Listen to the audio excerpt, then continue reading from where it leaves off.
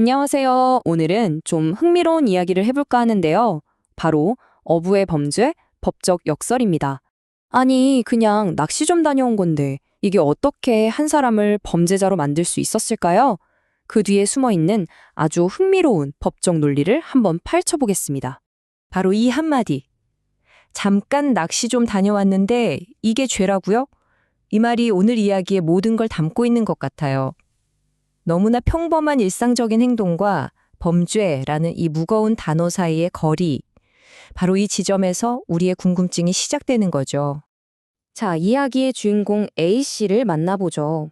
과거의 일로 징역형을 살고 나온 A씨는요, 법원의 명령에 따라서 발목에는 전자발찌를 차고 또 휴대용 추적장치를 늘 몸에 지니고 다녀야만 하는 그런 상황이었어요. 바로 이 지점에서 이 사건에 아주 기묘한 역설이 등장합니다. 상식적으로 생각해보면 기계를 직접 망가뜨리는 게 훨씬 더 큰 잘못 같잖아요? 근데 법원의 판단은 완전 달랐습니다. 오늘 우리가 바로 이 법적 미스터리를 한번 풀어볼 겁니다. 자, 그럼 이제 본격적으로 사건 속으로 한번 들어가 볼까요? 법원은요, 이 사건을 풀기 위해서 크게 세 가지 좀 얽히고 설킨 법적인 질문들을 풀어야만 했습니다. A씨가 마주한 혐의와 주장이 바로 이 세 가지였어요. 첫째, 휴대용 추적 장치를 집에 두고 외출한 것. 둘째, 전자발찌를 가위로 자른 것. 그리고 마지막으로는 이 전자감독 제도 자체가 부당하다는 헌법적인 문제제기까지. 정말 성격이 다 다르잖아요. 과연 법원은 여기에 대해서 어떤 판단을 내렸을까요? 이제 가장 궁금해하실 법원의 판결을 알아볼 시간입니다. 아마 딱 들으시면 하실 수도 있어요. 우리의 일반적인 상식하고는 조금, 아니 꽤 다를 수 있거든요. 그 이유를 설명하기 전에 일단 결과부터 딱 보여드릴게요. 자, 결과 한번 보시죠. 와, 이거 정말 흥미롭지 않나요?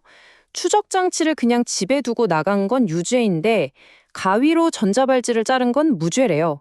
그리고 이 제도 자체는 헌법에 어긋나지 않는다고 하고요.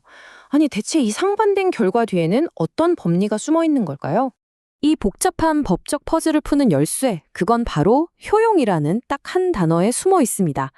법원이 물리적인 행동보다 뭘 더 중요하게 봤는지 이 개념을 통해 알 수 있어요. 그러니까요. 왜 판결이 이렇게 다르게 나온 걸까요? 지금부터 그 명쾌한 해답을 같이 찾아보시죠. 바로 이겁니다. 이 비교가 모든 걸 설명해줘요. 그러니까 법은 눈에 보이는 물리적인 행동 그 자체보다 그 행동이 이 시스템의 원래 목적에 어떤 영향을 미쳤는지를 본 거예요. 추적기를 두고 나간 행동, 그러니까 마땅히 해야 할 걸 안 한 거죠. 이것 때문에 위치 추적이라는 핵심 기능이 완전히 먹통이 돼버렸잖아요. 그런데 스트랩 끝을 살짝 자른 건 흠집은 났지만 기능 자체에는 아무런 문제를 일으키지 않았다는 겁니다. 이게 바로 법에서 말하는 효용을 해쳤다는 것의 진짜 의미입니다. 그러니까 기계가 겉으로 멀쩡하더라도 그 존재 이유인 위치 추적을 불가능하게 만들었다? 그게 바로 이 사건의 진짜 범죄 행위였던 거죠. 이거 생각해보면 꼭 법률이 아니더라도 우리 주변에서도 비슷한 걸 찾아볼 수 있어요. 예를 들어 소프트웨어 라이센스를 무시한다거나 디지털 자산의 기능을 무력화시키는 그런 경우에도 적용해볼 수 있는 개념이죠. 바로 이 구분에서 하고 무릎을 탁 치게 되는 거죠. 유죄와 무죄를 가른 결정적인 기준, 그건 기계가 부서졌냐 아니냐가 아니라 그 기계의 기능이 마비되었느냐, 바로 그거였습니다. 자, 그럼 이제 마지막으로 남은 세 번째 쟁점, 헌법 문제를 한번 살펴볼게요. 아니, 이미 죄값 다 치렀는데 또 감시를 받는 게 왜 이중 처벌이 아니냐, 이겁니다. 이 표를 보시면 아주 명확하게 이해가 되실 겁니다. 우리 법은요, 형벌하고 보안 처분은 완전히 다른 걸로 봐요. 형벌은 과거의 잘못에 대한 벌이잖아요. 근데 전자발찌 같은 보안 처분은 앞으로 또 다른 범죄를 저지를까봐 그 위험을 막기 위한 예방 조치인 거죠. 목적 자체가 완전히 다른 겁니다. 네, 헌법재판소도 바로 이렇게 이야기합니다. 전자장치 부착은 형벌이 아니라 앞으로 재범할 위험을 막기 위한 보안 처분이다.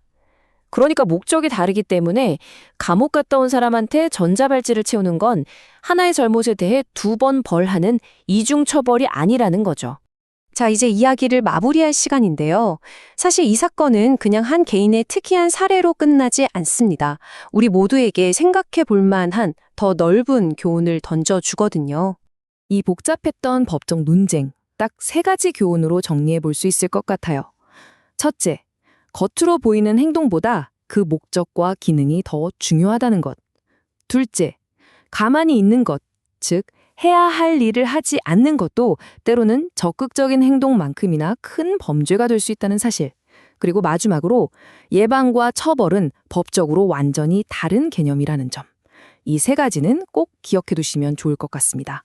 오늘 이야기를 마무리하면서 여러분께 이 질문을 한번 던져보고 싶습니다. 이 사건은 단순히 한 개인의 이야기가 아니라 우리 사회 전체의 안전과 개인의 자유라는 아주 큰 가치가 부딪히는 지점에 서 있습니다. 여러분은 어떻게 생각하시나요?